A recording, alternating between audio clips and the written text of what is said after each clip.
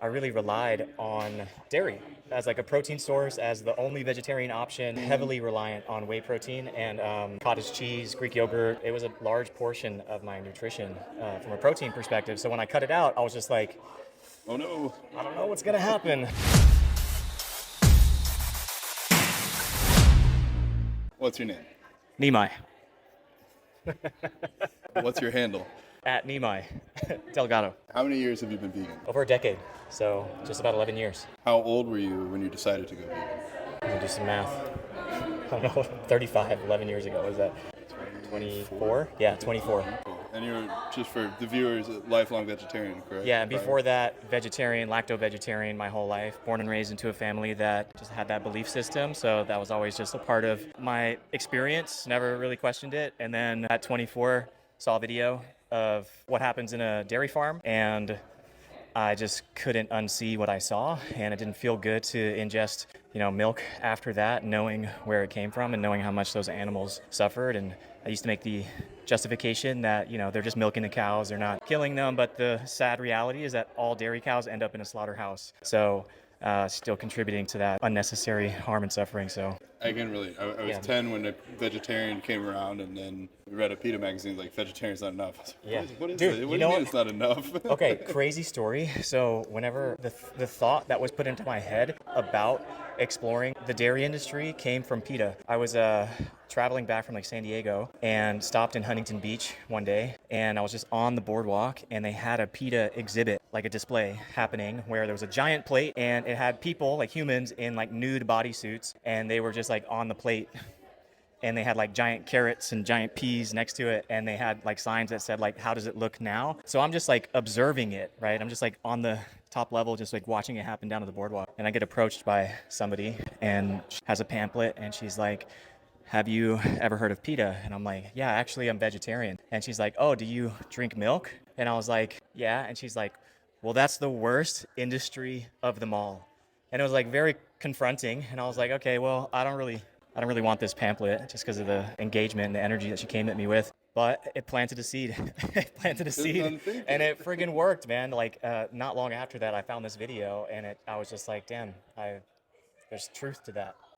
For me, with my activism, I'm not trying to reach 100 out of 100 people. I'm trying to look for the one person that just needs that seed planted. So I will say, though, just to add on to that, though, I didn't know what would happen. All my life I was vegetarian, but I really relied on dairy as a protein source, as the only vegetarian option. The cheese pizza, the burritos, the quesadillas, the pastas. Were you working out already by then? I was, yeah, and I was so heavily reliant on whey protein and cottage cheese, Greek yogurt.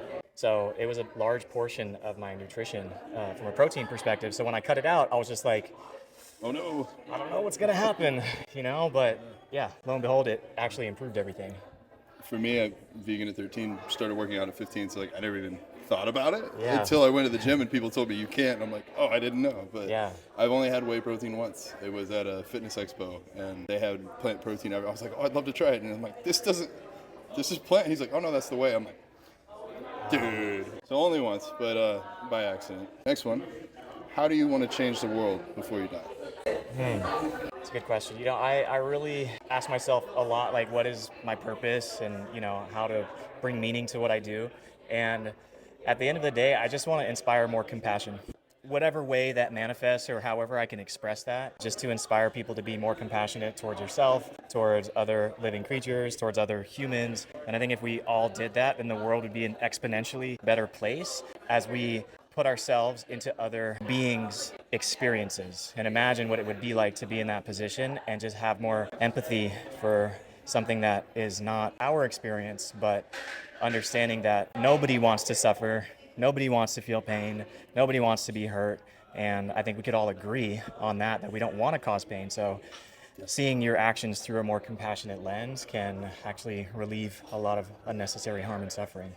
I agree 100%. What's been good, I feel like good content lately is some of the AI stuff where it's like a cow taking a baby away from a human mother, and the baby's crying and the mom's crying and the cow's just carting them away. It's imagine if it was reversed. Yeah. So yeah. I think that's powerful. Last one, this will probably be easy. What is your favorite part about Team Vedge? Oh man, there's so many great parts. The people, easily. You know, everybody here on the team is so incredible in their own unique way. They're all change makers, thought leaders, pioneers in their respective lane, and they bring their own kind of attitude and flavor towards making plant-based lifestyle cool in a way that I feel is really appealing and approachable to people who might not see the world the same way as us. And I think we're just trying to have conversations about it and have like a actual dialogue rather than talk at you and tell you what you should or shouldn't do, but more so get you to ask questions about how we can continue to improve in every way, not go backwards and think of what we were doing in the past and how to do that again today, but how can we continue to be better in every category of life. So I think everybody here expresses that. I think you have the best vegan team in the world, personally. I'm not biased at all, but seriously, there's not a single person in this room that I don't genuinely enjoy the interaction and time with. It's a lot of compassion and empowerment in this room. Done a great job. That's all I got. Awesome. Can I give you a hug? Yeah, absolutely. I want more men to hug each other. Of course, man. Yeah. Of course. Yeah. Anytime you want to hug, I'm your guy.